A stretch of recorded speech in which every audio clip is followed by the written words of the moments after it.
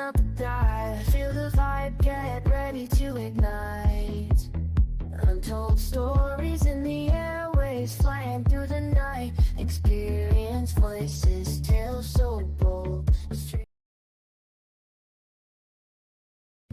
Turn up the dive, feel the vibe, get ready to ignite. Untold stories in the airways, flying through the night. Experience voices, tales so bold. Streaming live, the truth unfolds. Untold Radio Network, where secrets come alive. New episodes daily, the mysteries thrive. Great guests, super chat, it's a wide variety.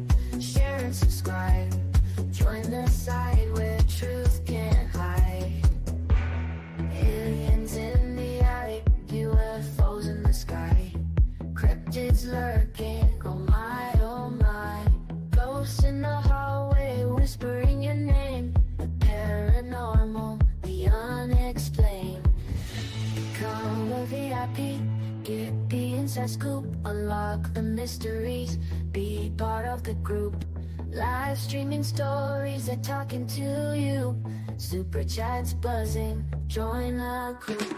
Untold Radio Network, where secrets come alive. New episodes daily, the mysteries thrive. Great guests, super chat, it's a wild member. Share and subscribe, join the side where truth can hide. So if you've got the guts and you want to explore, tune into the Untold, it's what you're looking for. From aliens to ghosts and all that's unseen. Untold Radio Network, where the world's mysteries convene.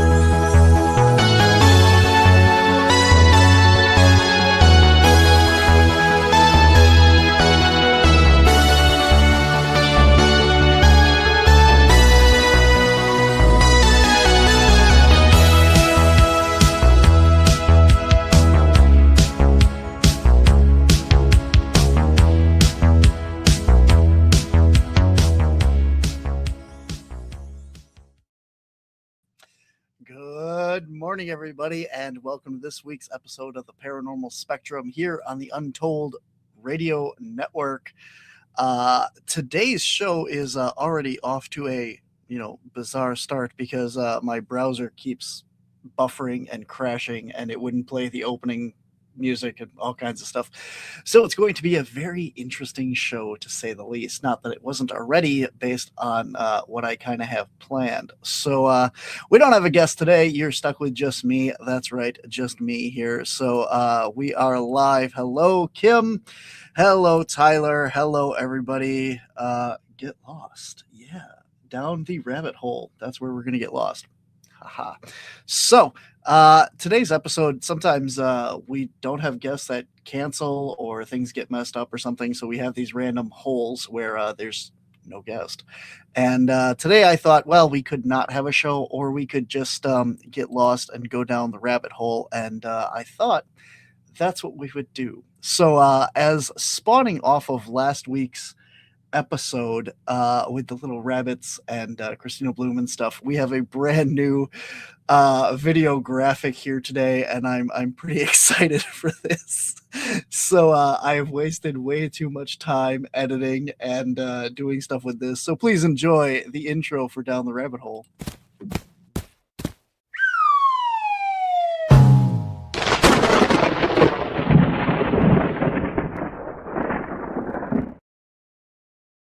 There you go. Now we have a little rabbit graphic, and I made it myself. I did some little editing and some, all that weird stuff. So there's my little rabbit down the rabbit hole. All right. So he will pop up periodically throughout shows from now on here on the Paranormal Spectrum. And yeah, he's very cute. My little jackalope. All right. So moving right along here. Let's see, we are still looking for a dedicated ufologist to join the Cryptids, Anomalies, and the Paranormal Society here in Wisconsin. So if you are pretty down on the UFO topic and know your history, know your stuff, and would like to become a boots on the ground investigator of all things paranormal, cryptid, Bigfoot, and of course UFOs, shoot us a message over on our page, join the team. Click the banner at wisconsincaps.com and you can apply. Tell us all about yourself, and maybe you will be on the Caps team coming up here. If you see, nothing is working. There we go. If you would like to meet us in person, we are going to be at Obscura Paracon March 21st through the 22nd in DeKalb, Illinois. Lots of great speakers there. This is the first event that we're going to be at this year, coming up in March. And then we head to Contact Modalities Expo, and we have this lovely little jingle. UFO, UAP, NQHHD, NHI, PSI, NOBE, USO, CE5, and DMT was a spell. Contact modalities. UFO, UAP, NQHHD, NHI, PSI, NOBE, USO, CE5, and DMT was a spell. Contact modalities. CIA, DOD, MIC, WTF, WTF, SSB, MIB, MJ12, FOIA, WTAF, CIA, DOD, MIC, WTF, WTF, SSB, MIB, MJ12, FOIA, WTAF.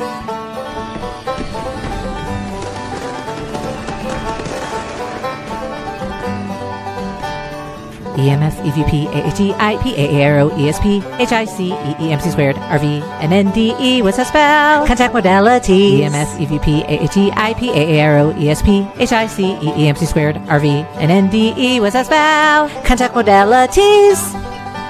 Explore them all at the second annual Contact Modalities Expo, May 1st through 3rd in Delavan, Wisconsin, where you get a little bit of woo and a whole lot of woe. Tickets on sale now at contactmodalitiesxpo.com.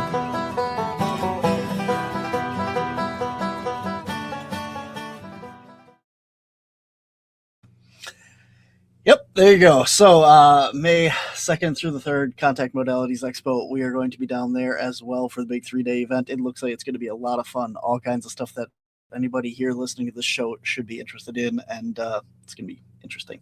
There you go. All right.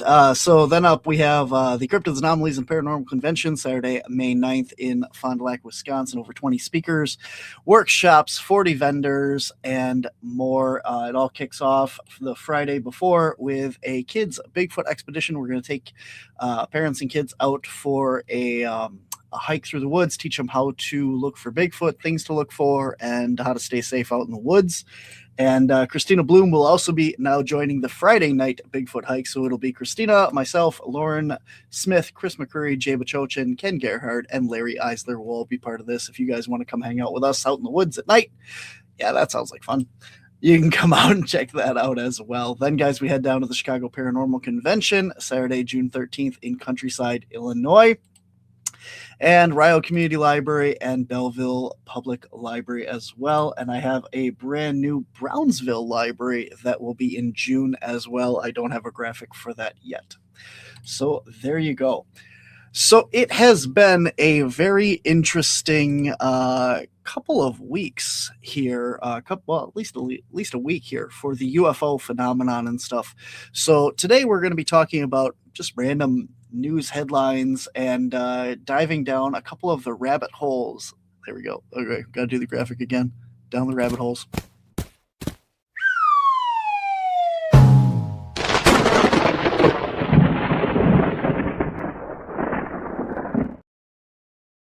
That we have been talking about here on the Paranormal Spectrum for the last couple of weeks. So that being said, let's get into this. So recently, if you guys have been following the UFO topic, which I have, I do a presentation on disclosure. I gave you guys a presentation on that a couple months ago, maybe a year ago at this point. But that's pretty much my UFO disclosure, talking about how a lot of the stuff that we see in the government right now all stems from Skinwalker Ranch and the work with Colm Kelleher and Bigelow and those guys way back. And all the government that is disclosing now is all spawning off of that. So it's really, really interesting. So anyway, with that being said, following along with the UFO stuff, there was a couple of things that made some pretty big headlines. And when I say big headlines, I mean pretty big headlines, like worldwide stuff. And it could be for, good reason or just kind of because it was clickbait. But no, before we get into this, I want to stress that no matter what side of the political spectrum you fall on, what party you happen to follow, what you think of these people, we're not here to discuss that. We're here to talk about the aliens. So with that being said, there was the first clip that made headlines was from another podcast. Check this out. Are aliens real? They're real, but I haven't seen them, and they're not being kept in what is it? Area 51. Area 51. There's no underground facility, unless there's this enormous conspiracy, and they hid it from the President of the United States. What was the first question you wanted answered when you became president? Where are the aliens? Where are the aliens?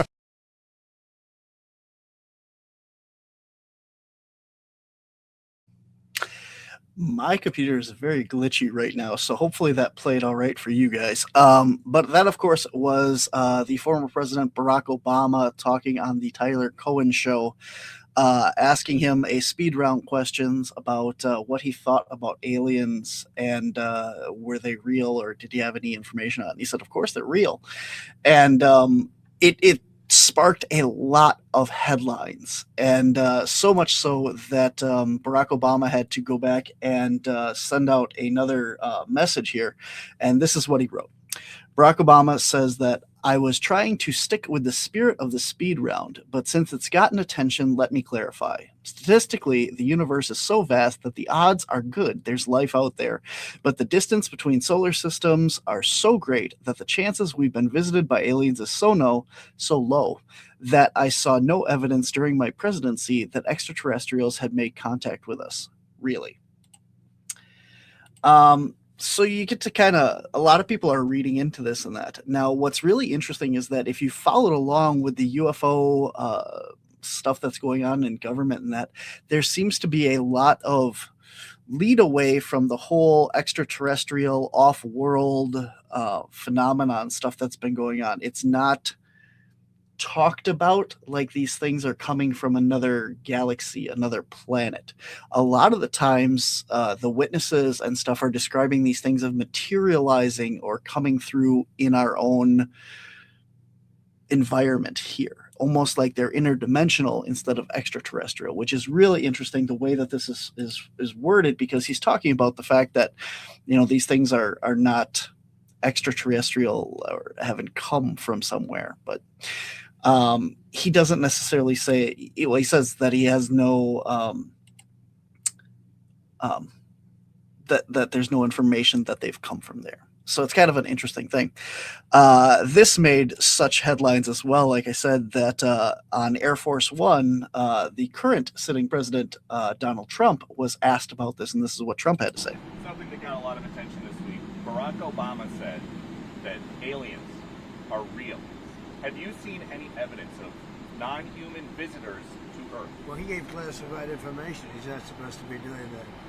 So aliens are real? Well, I don't know if they're real or not. I can tell you he gave classified information. He's not supposed to be doing that. He made a big mistake. He took it out of classified information. No, I don't have an opinion on it. I never talk about it. A lot of people do. A lot of people believe it. Do you believe it, Peter? Well, the president can declassify anything that he wants to, Well, so if you maybe I'll want to get make him out an of trouble. announcement. I may get him out of trouble by declassifying. We know illegal aliens are real. Yeah, illegal. Only illegals. Yeah. So I just watching the lady behind Trump and the smile that she's got during that whole interaction there is very, very fun. She's quite enjoying this line of questioning. Well, Trump went on to Truth Social the very next day and released this. It says, based on the tremendous interest shown, I will be directing the Secretary of War and other relevant departments and agencies to begin the process of identifying and releasing government files to related to alien and extraterrestrial life, unidentified aerial phenomenon UAP, and unidentified flying objects UFOs, and any and all other information connected to these highly complex but extremely interesting and important matters. God bless America. This was on February 19th. So whatever you want to make of all this, I mean, we've heard it before. There was this whole thing about, they put forth in the Defense Spending Authorization Act that the government had to put out all of these files anyway. They had to release them to the archives. They had to declassify it as much as possible, or if not, they had to redact enough and give a timeline of when this information would be redacted. And exactly, yes. Lee, are you just joining us with your rabbits down here? Lee Warner. There we go. For Lee's benefit, Lee, you have not gotten to see our brand new graphic, so we'll show you that in a little bit. But yeah, it's very cool. Orange clown poop. Exactly. You can talk a big game, you can say a lot of things, but when it boils down to it, as I was saying, there's nothing that he said that hasn't already been said or been brought up to the government in these hearings and stuff, saying that, yes, we do need to declassify this. Yes, we do need to put it out. And the timetable that was given to this to Congress and all these organizations was as soon as possible. And that's where a lot of this gets, again, very muddy, because as soon as possible is not a direct order to a timeline. And when this stuff needs to be done. So a lot of these organizations are like, yeah, we're getting to it, we're working on it, but there's nothing actually coming out of it. But it does make national headlines. So much, a couple weeks before that, even this whole government declassification and the UFO thing is really hitting so much mainstream media and stuff now that over in Europe and England and stuff, there was actually articles and stuff written by the banks. So the banking organizations have put out information regarding what if this stuff became declassified? How would this disrupt the banking industry? And these are very serious topics that, have been talked about since 1947 with Roswell and stuff. Is would this, completely throw the entire world as we know it, the information that would be disclosed because of finding out that aliens or UFOs or whatever are actually visiting us and we have extraterrestrial beings and stuff. And so the banking industry is actually talking about this. So it's really interesting that the amount of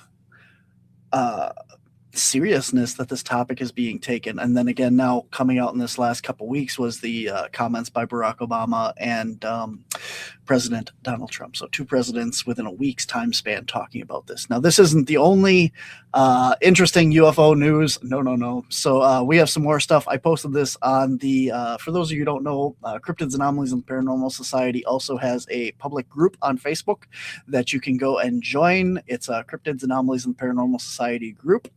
And I posted this, and for those out there, Luis Elizondo is going on tour. He has a #1 best-selling book out. It is called Eminent. It is a very good book if you have not read it. And he has another book that is supposed to be due out sometime this summer, as well as Jay Stratton, the former head of... I'm losing this now. But he was a former head of one of the departments that researched UFOs and stuff. And I apologize, I can't think of the Arrow. Not Arrow. Arrow is what we have now. It'll come to me. But Lou Elizondo is going to be on tour. He is coming to Wisconsin. I thought that was pretty interesting. Let me zoom in on this for people that are looking here.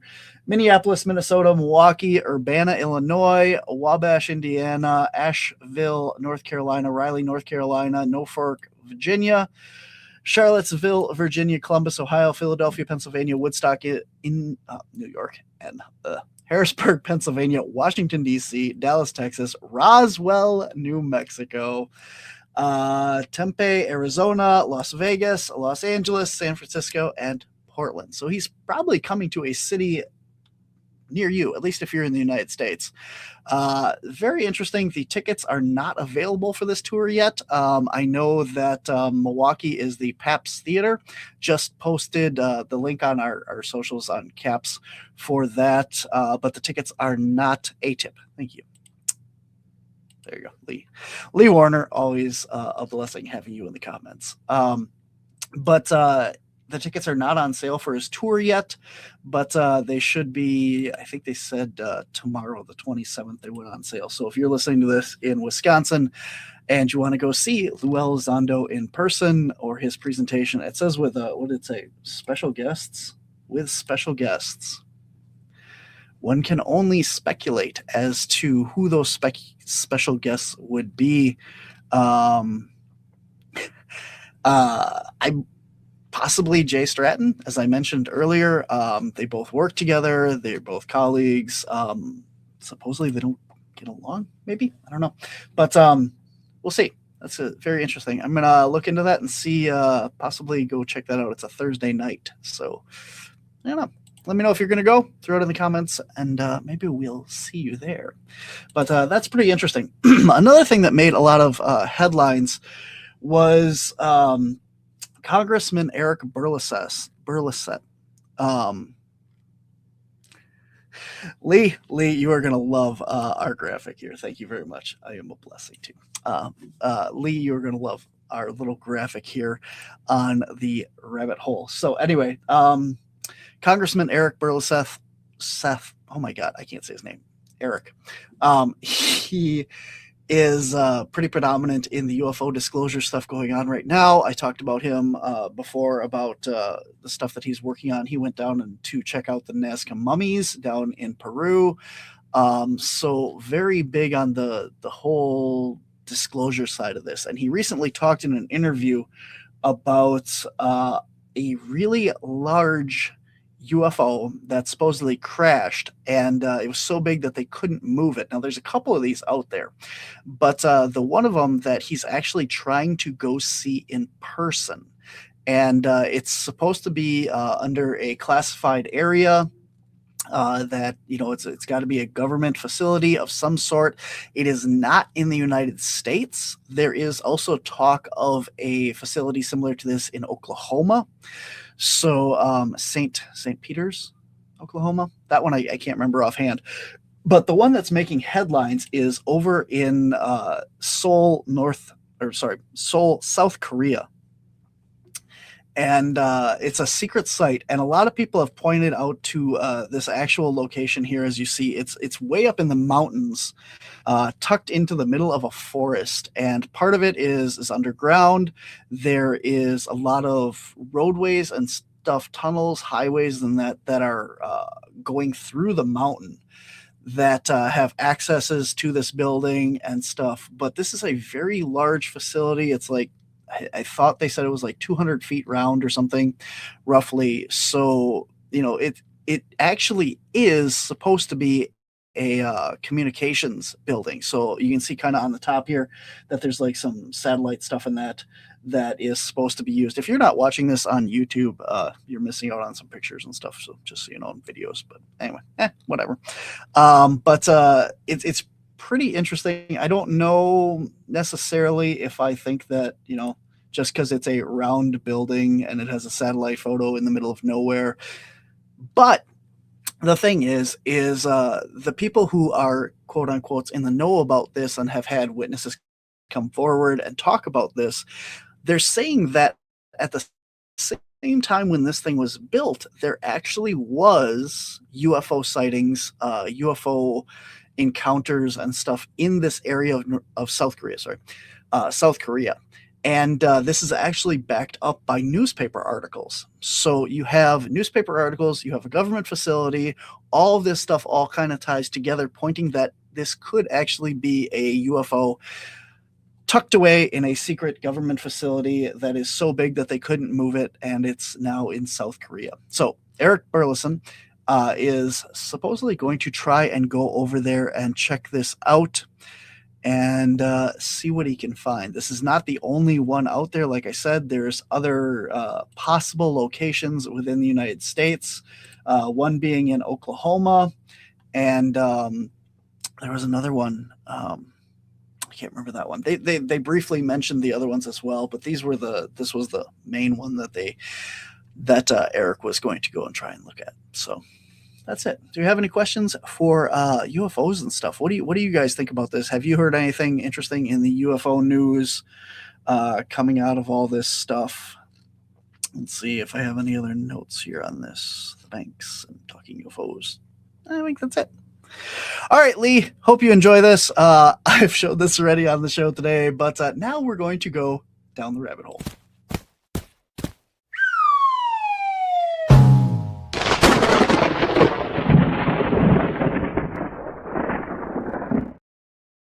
Yeah, I have a lot of free time on my hands to make random video graphics, so that's all I know. FYI, I have a lot of military... What's this? FYI, that have a lot of military intelligence, especially comms intelligence in South Korea. Yes, that's what this is supposed to be. Is supposed to be like a communications satellite building and stuff. Ask how I know. How do you know? How do you know this? Secret government information octopus with no friends. There we go. All right, so moving right along. Last week we had a little discussion. Oh, before I get to this, I want to give a shout out to one of my former guests that I had on the show here. Rick Spears was so kind. He actually sent me a copy of Cryptid Sea Monsters. I know he had the giveaway. So this is a really cool book. He sent me a copy of it. It showed up in the mail. And I was like, what? I'm not expecting a package, but I got a cool little book here. Really cool. Kelly Milner Halls, the author, is going to be speaking at CapCon, Cryptids, Anomalies, and Paranormal Convention. So very cool. I got the book. Looking forward to checking it out. And I've actually had it for a couple weeks now. I'm sorry. It's been sitting over in the pile here that I'm supposed to, talk about and give a shout out. But there it is. Cryptid Sea Monsters by Kelly Milner Halls. And the pictures and stuff are by Rick Spears. So it's very cool. Little cryptid book. There you go. I did link in the show notes a link to if you want to purchase this book. It's in the show notes. So there you go. Okay, moving right along here. So, let's see. My whole family and our neighbors watched a UFO for over an hour in the 1970s. It was creepy. Kim Kincaid. Thank you for that. Tell me a little more. Was it a saucer? Was it a triangle? Back in the 70s, typically a lot of them were saucer shaped. It seems like the phenomenon has kind of evolved, and now we're seeing more of these balls or spheres and stuff. Lee Warner also says he sent me a copy of the Baby Cryptid book. Awesome. She gave it to her grandbaby. Very cool. So thank you again, Rick Spears, for that. I think I missed one here. Signals. Okay. Signals. And Kim Kincaid says more saucer shaped. Interesting. Kim, was that what state was that? Just curious. Rick Spears was a great guy guest. Yes, he was. Very cool. State of the saucer shape, Illinois. Okay, there we go. I apologize. I know it said any problems connecting with the podcast today. My screen is very delayed here, so I don't know.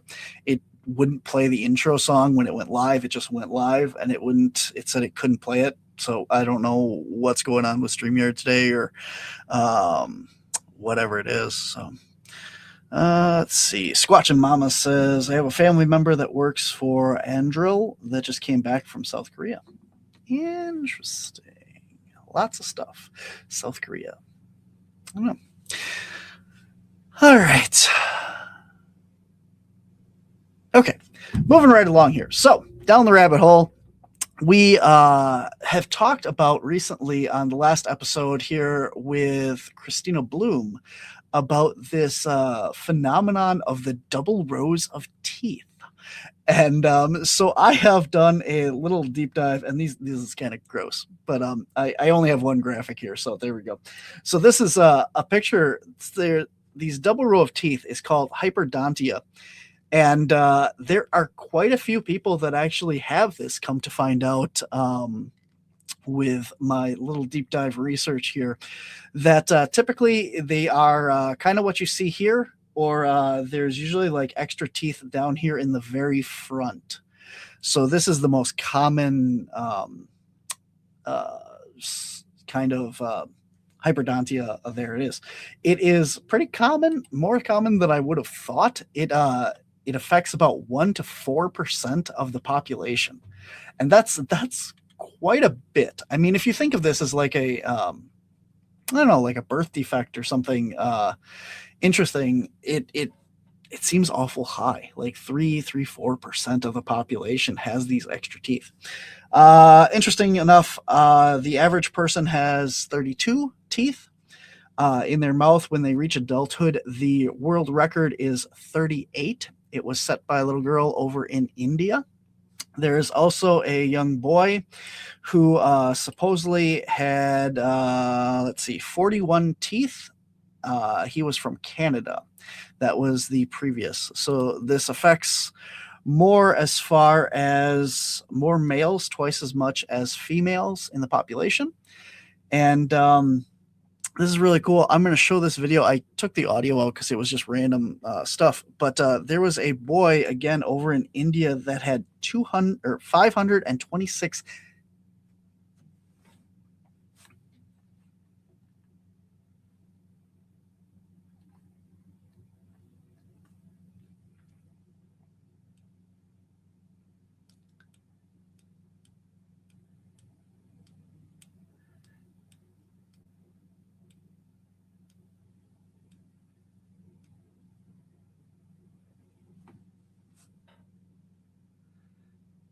took surgeons 5 hours to remove the teeth, ranging in size from 1 millimeter to 15 millimeters. Each resembled a tiny tooth with a crown and a root structure.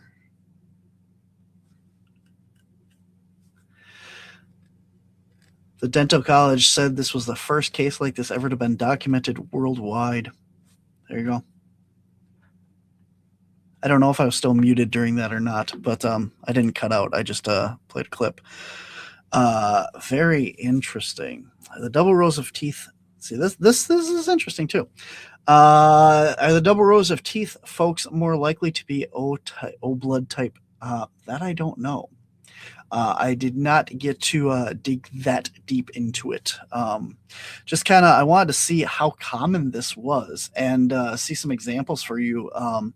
There was a lot of, I want to say like, just exaggerated pictures of them where like an entire mouth is full of teeth and stuff like that. But it's a fairly common issue. Like I said, 1 to 4% of the population has it, but not a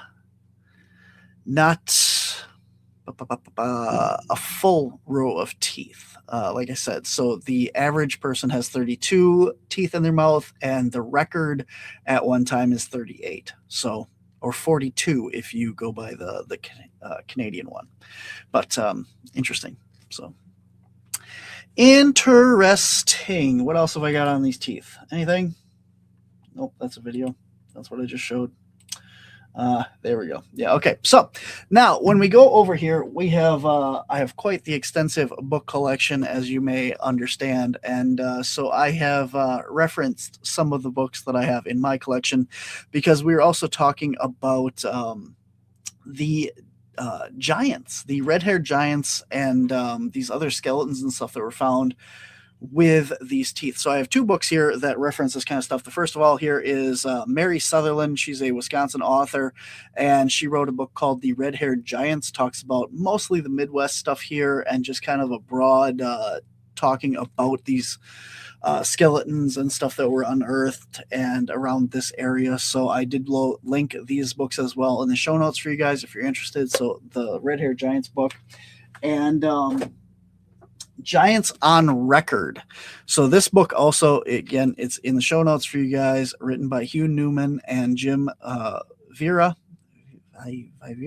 Whatever. Really interesting. This one has an entire chapter on the double rows of teeth just in these skeletons, talking about all these different things that, newspaper articles talking about this from Ohio, Florida, Minnesota, New Hampshire, Pennsylvania. Here's a reconstruction of a double set of teeth in the giants. So here's an actual picture showing the teeth from one of these skeletons from newspaper articles and stuff. This is all actual newspaper articles that are referenced in this book. So they go back to the 1880s. Let's see if I can see 1856, 1870, 1878, 1893, 1900, 1911, 1912, 1908, 1880. So about the 1880s to 1900s, where all these things, and talks about all over the Midwest and stuff that these are being found, and the surprising amount of double rows. And they're talking about them in these articles and even the pictures and stuff in here that are full double rows. So not just the front or the side teeth like we were talking about with the current stuff in modern day humans and that, but these are actually two full double rows, top and bottom of teeth. He also talks about the fact and references some biblical texts talking about these giant humanoid creatures, giants in the Bible, also having double rows of teeth. So this is really interesting that, we don't even have this stuff documented back in current modern history, but in these biblical texts and stuff that they're talking about these double rows of teeth in giants. Now, the reason that we were talking about all this stuff was going to, do we have proof of Bigfoot? And if Bigfoot skeletons are out there, then what about all these giant skeletons that were found? Now, the interesting thing is we were talking about how the giant skeletons that were unearthed have these double rows of teeth, as we just talked about, and I showed you stuff. But the Bigfoot skeletons yeah, exactly. The Bigfoot that people are reporting don't necessarily have a double row of teeth. But when we look at this, this is a human again, one of the pictures here. But if you were looking at this as a Bigfoot, would you necessarily notice this second row of teeth? If you were talking to someone out on the street, would you notice that they had a double row of teeth if this is what they were looking at? I don't think I would, because you're looking straight at a person. So is it possible that these Bigfoot actually do have a double row of teeth? I don't know. Something to think about. I don't know where I stand on that. Let's see. David Politis also has a huge newspaper book about giants and Bigfoot. Interesting. There are several books out there, newspaper clippings and stuff with these bizarre histories and that. And it's amazing. I've said this before too, is what's really interesting is the history that's out there that people don't realize. When you read these old books about Bigfoot and the Yetis and stuff like that, they don't talk about them, the Himalayan Yetis, that they were a cryptid or a folklore or mythology or anything. They talk about them as if they're fact. The Yeti does this, the Sasquatch does these, etc. They speak of them like the indigenous people are seeing something, they believe them, they're out there, this is a creature that exists. And nowadays we have taken and backpedaled so much on this, saying that, if these creatures exist, if they're out there, if they do this, and and this could have been really like hopeful thinking or wishful thinking about back in the day of, these creatures do exist, we're going to find them because we found everything else, the whole romantic zoology. If you've listened to the episode that I did with Ken Gerhard recently, talking about the explorers and stuff that went out and had these, high hopes and, very enthusiastic opinions of the world, and went out there to explore and be the first to do something, the first to see something, and have these encounters with these creatures of, bizarre and weird and extraordinary beings and stuff out there, and make those discoveries. A lot of hope was still out in the world. And I don't think that necessarily there's less hope, but I think that there's less people out there doing that most people think, we've discovered everything. We got maps, we've got satellites, we know everything that's out there. And people aren't going out and exploring these wild areas and the stuff that's out there in the world. So maybe it's just the fact that we've, quotes, explored everything that's out there, and we didn't find them, so there must not be any Bigfoot, any Yetis, or any of these creatures. I don't know. But I think this is something that should be looked at more, and I would be interested in hearing more eyewitnesses that have had very close encounters with these creatures. And, going forward, that anybody that does have these encounters with these creatures, maybe try and look in their mouth. If they're looking at you. We've had so many descriptions of the shoulders and how wide they are, the head shape, all this stuff. Let's focus in on a different body part. Let's look in the mouth and see if these things have double rows of teeth. And I know this is hard because you're trying to comprehend what it is that you're seeing, and I get it, but just something, anybody that's out there listening to this, if you're out in the woods and you're hiking down a trail and you see one of these things coming forward and it screams at you, look in its mouth. Yeah, just take a couple seconds, take a deep breath, stare it in its mouth. There you go. Don't look in its eyes, because don't smile at it, because those are threats. In the ape community, the primate community, smiling is considered a threat behavior. So don't smile at primates. But interesting. Other things that you shouldn't do. Let's take some time here and dive down one of the other rabbit holes that I've brought up a couple times on this show.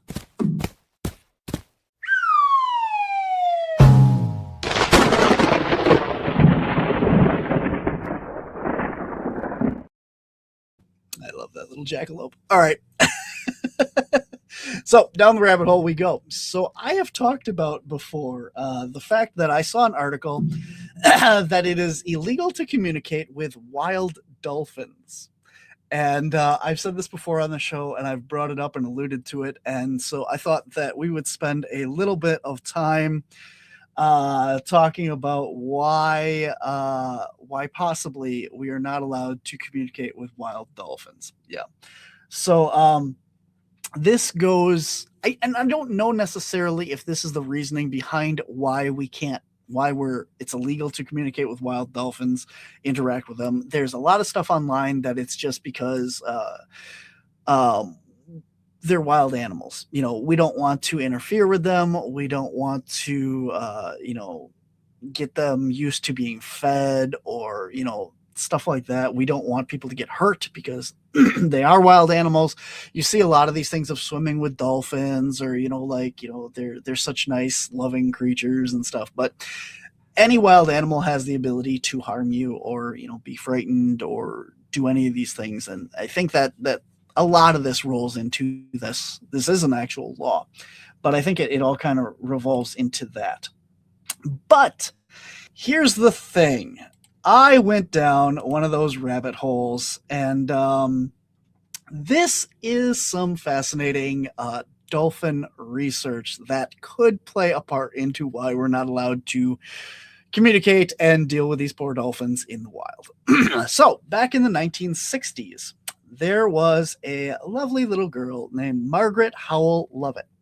And she was, like a lot of little girls, very fascinated with dolphins and loved dolphins and wanted to work with dolphins. So she found out that through her brother and stuff that there was a research facility very close to her house, living in the Caribbean island of St. Thomas. And this was in 1963. There was a secret laboratory on the eastern end of the island where they were working with dolphins. This would be, let's see. So she went to the facility and she talked to the guy that was in charge. I was trying to find his name, but I don't see it here. Lilly. His name is Lilly. Dr. John Lilly. And he was working with these dolphins. And the whole point of the experiment was to try and see if we could communicate with dolphins. If we could teach them the human language and to kind of see how smart these creatures actually were. So she began working with them. There was 3 dolphins. Peter was the male, Pamela, and Sissy. And they actually lived inside of a house. And I told you, this is one where we're going down one of these rabbit holes here. So they lived inside of a house. The bottom floors of the house were flooded. They were turned into giant swimming pools. Here we go. So they were turned into these pools so that you could actually interact with these creatures. This is Margaret right here working with Peter, the dolphin. And so they were doing all kinds of experiments trying to see, the intelligent levels of these dolphins. She was trying to get them to speak. She was trying to condition Peter specifically to say her name. So every day she would come in and she would say, "Hello, Margaret," and trying to get the dolphin to say Margaret, or have these kind of interactions where you could communicate with them. This had been already done with rhesus monkeys, and the experiments had been going on for a while. So this was trying to map and study the dolphin brain. But the problem is Peter was an adolescent dolphin, and Peter was quite excitable. And there's quite a bit of this. We are going to just kind of skim over that, but this is the rabbit hole that we can go down. And Peter was very excitable, and they found out that he would be very distracted and stuff until his urges were met. So they would ship him downstairs. He was on the second level of this facility, and then the bottom floor was where the females were kept. And so they would transfer him from the upstairs pools to the downstairs pools so that he could get frisky with the other dolphins there and then come back upstairs and get back to work. And this was quite time consuming. So she eventually starts helping Peter herself, and so that he will take care of these urges and move on with his day and continue their research. And this was got out with some of this. There was actually an entire Hustler article written about her and her dolphins. And so there you go. That's the initial of this. But the research went on, and it's pretty fascinating that this stuff that they were working on with mapping the brains and stuff of these creatures, and doing different things with language and trying to figure out the actual language of these dolphins. And this study was actually funded by NASA. So it's a pretty high society what kind of show is this? I told you we were going down a rabbit hole. That's where we're going with this. I had to learn this stuff, so now you all do too. But so eventually, now this is where it gets even weirder, is that John Lilly was also doing some research. He was given permission to do some experiments with the effects of LSD on the brain. So So they started microdosing and giving LSD to the dolphins to find out what kind of effects this would have on the brains of the dolphins. And so Margaret was not a big fan of this. She didn't really go fully into endorsing this experiment. But it was quite interesting, and it eventually got shut down. So the dolphins got shipped off to a different research facility. They all lived. I vaguely remembered this place starting on fire or something and killing them, but I didn't find anything else about that. So the dolphins do supposedly live. They get sent off to another research facility and live happily ever after as research dolphins. But it did get really weird. And the fact that, if you look into some of John Lilly's other experiments as well, he was doing a lot of other weird experiments just to begin with the brain and how it works and stuff like that, with LSD, experimenting with that and the effects that it has on the brain. So this is a deep dive that you can go into. I just kind of want to give you a little bit more of a background on this stuff on today's weird UFO news Q&A rabbit hole episode. So Kim Kincaid says, so you can molest them, but you can't get them high first. Okay, got it. Yeah, exactly. Let's see. What else we got here? Did you know that there are some dolphins who are part of the U.S. military? Yep, I did. The Navy SEALs trained them in 1900s in something that was called the Mammal Program, trained them to detect bombs. Yep, absolutely. And attack enemies. This is also in Florida. Yep. So they were actually trained. I don't know if they still have dolphins in the military and stuff, but I do know with this training and stuff, they also train them to go down and retrieve things, detect bombs for submarines, all kinds of stuff like that. So these are very highly intelligent animals, as we know. And this one thing that really bothers me here is when I was looking up these dolphins and stuff like that for today's show, just to give you guys a little background on this, there was another article I came across that talked about elephants and intelligence in elephants, and talking about how these dolphins have the ability to communicate and talk to each other and stuff.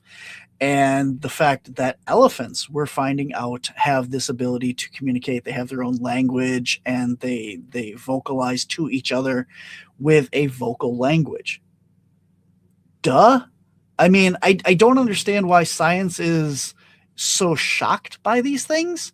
Like dogs, they bark, they growl, they have a language, a verbal language of communication, the whimpers, all these sounds. You don't think that means something? They're just sounds that they make. I get really upset about this when people say things like, oh, we found out that they might have a language, that they're communicating with each other. Duh.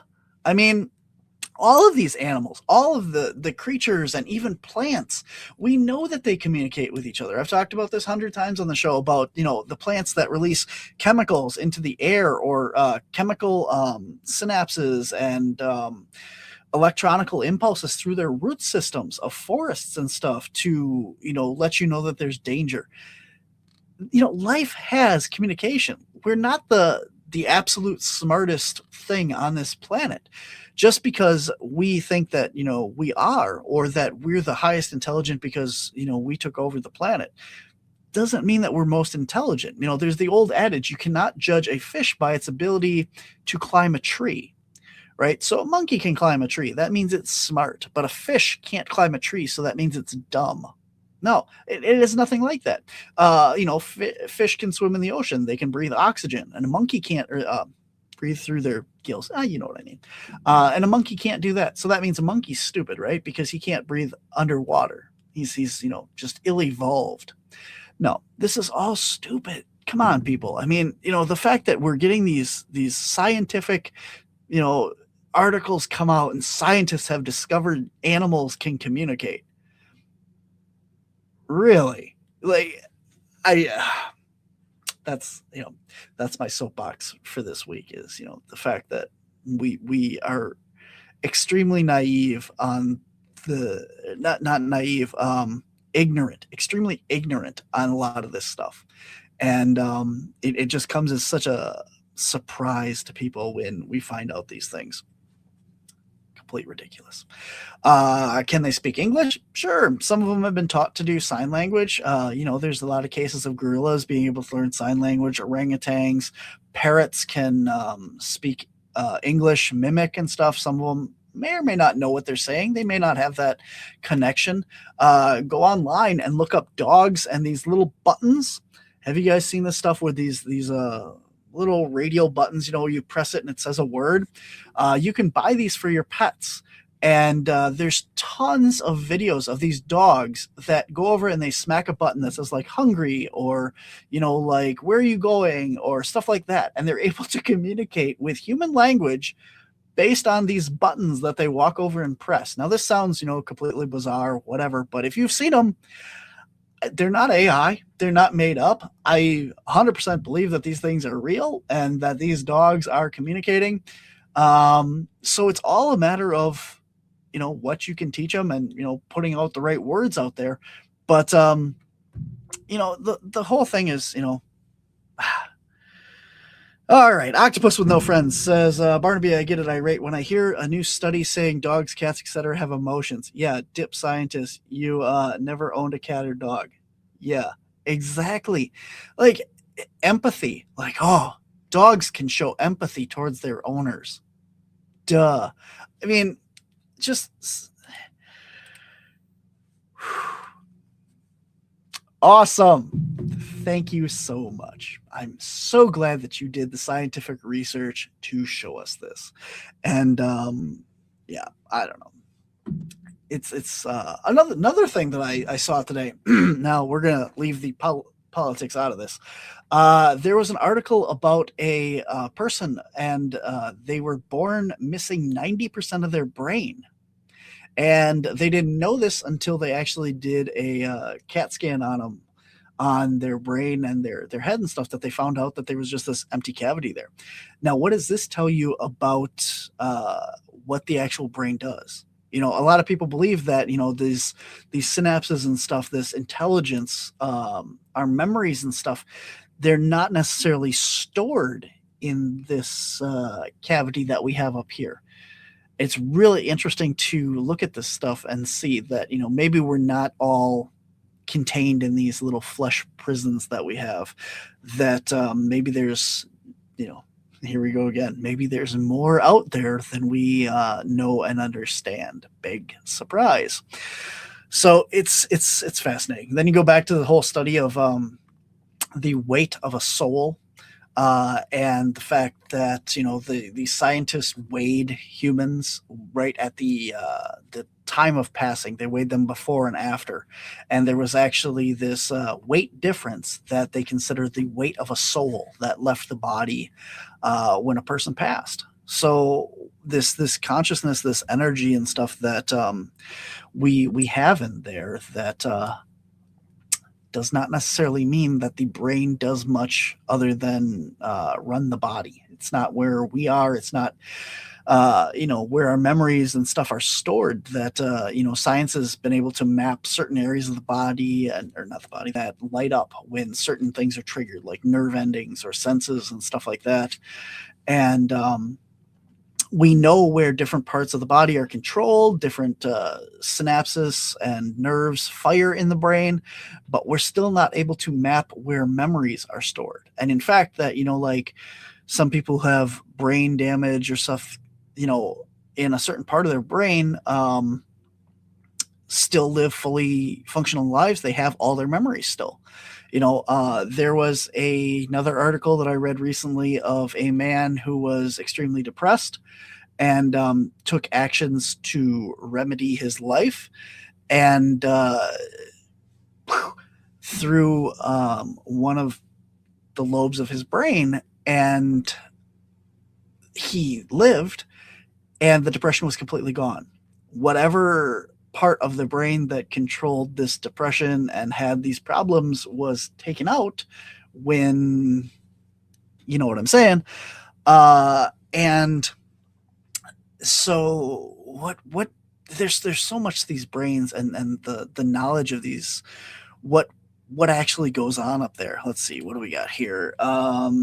Telepathic communication is possible between animals and humans. Body language speaks volume with all creatures. 100%. I mean, it's not necessarily, we don't have to have this telepathic communication to understand what body language means too. If someone's having a bad day, you have this empathic connection to them. Your animals all have that. You can tell when your animal is not feeling well. We know this because the dog doesn't come up and say, "Hey, mom, dad, I'm sick." You can see it. So you have these different ways to it's crazy. What else have we got here?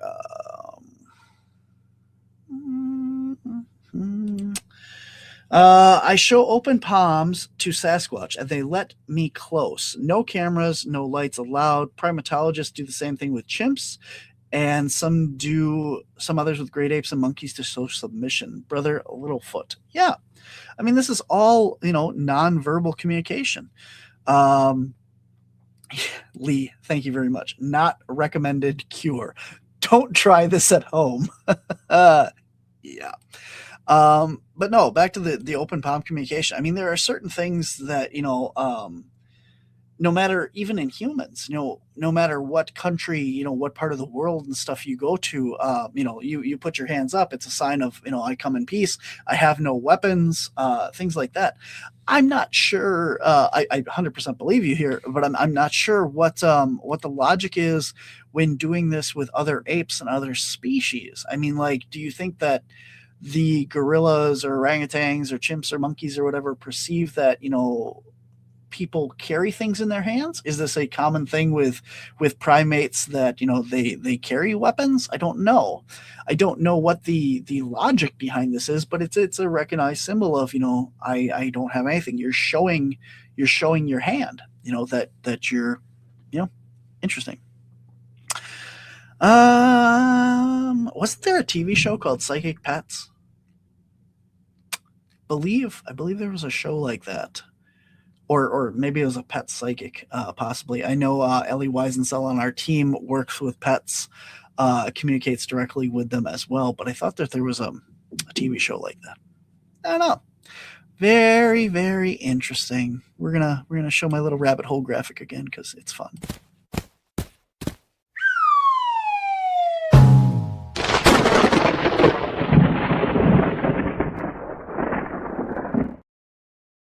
Oh my god. All right. Cute little jackalope. Of course, he's a jackalope too, because I couldn't just have a regular bunny. All right, guys. So I hope you enjoyed the show. It's a little bit different than what we normally have. No guests, just kind of rambling and thoughts and stuff. And I appreciate you guys so much for joining in with the comments and questions and stuff in the comments section. That's awesome. I thoroughly enjoy having you guys all here and participating in the show. Makes it really, really great. Let's see. What does Octopus have to say here? When he was taking a sleep the other day. Did I miss something? This is talking about your dog? I believe I saw his dreams. I could see kittens playing together and feel the fun love that they had together. It was him and his siblings. Okay, so you're talking about your pet had a dream and you kind of visualized what you thought that they were dreaming about, right? That where we're getting at? That's interesting. Oh, that's cool. I like that. Very, very cool. So there we go. It was one of those unexpected and heart-touching experiences. It was real. I believe you. I really do. I think that, we have these, that talking about other articles in science, and again, another, wow, really? There was a scientifically proven case, the first one, of two people communicating via the dreamscape. So person A, person B, both asleep, passing a communication between them while asleep. Scientifically documented case. So really interesting. I mean, like, we talk about astral projection, we talk about psychics and telepathy and all this stuff. And, you know, it just is like confirmation that all this stuff exists, and to be this far into our scientific study of all this woo and phenomenon and stuff, and to say now for the first time we have documented proof of this. I don't know. There's some government documents and stuff out there and declassified stuff, remote viewers and stuff that, you know, would say that this isn't the first documented case of that, but absolutely interesting. Thank you, Lee. Says we do love when Barnaby is his own guest. He's very smart. Thank you, Lee. I appreciate that. You know, again, I don't feel like, you know, maybe you don't realize this, that, you know, I don't just host the podcast. I actually do research. I actually have a team of investigators that go out and do all this stuff.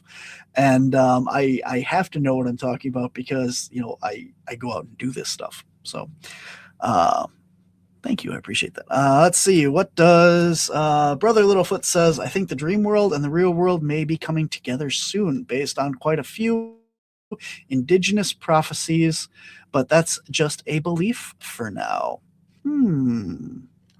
Interesting. I wonder, there's also thoughts that, you know, the dream world is you know, just an alternate universe, that we're living in that when we go to sleep. I don't know. Lee says, by the way, your new nickname is B+. You're welcome. Is my name B+, because also that's my blood type? I don't know if Lee realizes that or if that's where she's going with this, but we'll let that hang there. I like it. B+. I like it. All right. Very cool, guys. Any other comments or questions before we wrap things up? When I have to talk this long during a show, I start losing my voice and I don't know, terrible stuff. I want to leave you guys again. Let's see. For your reading knowledge, go check out Giants on Record, Hugh Newman, Jim Vieira. Link is in the show notes for this book. It's all about newspaper clippings and stuff. Mary Sutherland, the Red-haired Giants. She is a Wisconsin author here. Met her in person. Really nice lady. And then again, Kelly Milner Halls and Rick Spears. I covered that up. This is actually a much better looking cover, but my green screen kind of chops it out there. So there you go. All the links for these are in the show notes. And if you're interested, go check out Cryptids, Anomalies, and Paranormal Convention. It is coming up May 8th. If you are a fan of the show but don't live in Wisconsin and you'd still like to participate, we have virtual tickets for just $5 and 10% off if you use the promo code HANGER1 because of Hanger1 Publishing. Use the promo code HANGER1 and you can get 10% off your ticket. You can watch. They won't be live streamed because we have two different rooms and doing two feeds is kind of messy. So we're just going to upload all the presentations after the event, but you can watch all the presentations of all of our speakers after the fact from there. So with that being said, guys, I'm going to leave you today with our Hanger1 Publishing promo advertisement. But before I do, guys, thanks for watching. Thanks for tuning in. Remember, we're all part of the paranormal spectrum. Take care, be well, and I'll see you next week. Hanger1 Publishing. Books that explore the unknown. They're after my story. Legends leap off the pages of our books. You think you're the only one? They're under my tail too. From UFOs to cryptids, Bigfoot and beyond. Who's behind all this? Hanger1 Publishing, where every legend is revealed. It's Hanger1 Publishing.